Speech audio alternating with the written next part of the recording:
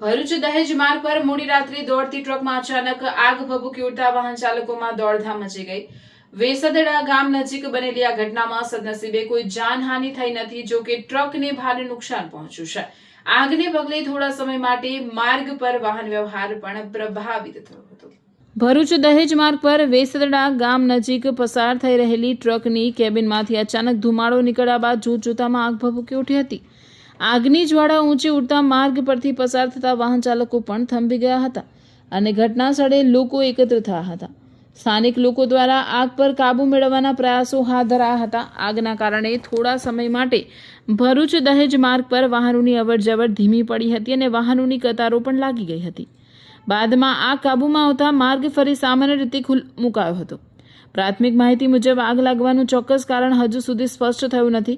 સદનસીબે આ ઘટનામાં કોઈ જાનહાનિ કે ઈજાની નોંધ થઈ નથી, જો કે ટ્રકની કેબિનને ભારે નુકસાન પહોંચ્યું હોવાનું સામે આવ્યું છે।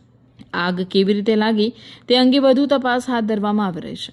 ભરૂચ દહેજ માર્ગ પર બનેલી આ ઘટનાએ થોડા સમય માટે વાહન ચાલકોમાં ભયનો માહોલ સર્જ્યો હતો, જો કે સમયસર આગ કાબૂમાં આવી જતા મોટી દુર્ઘટના ટળી હતી। હાલ આગના કારણ અંગે તપાસ ચાલી રહી છે।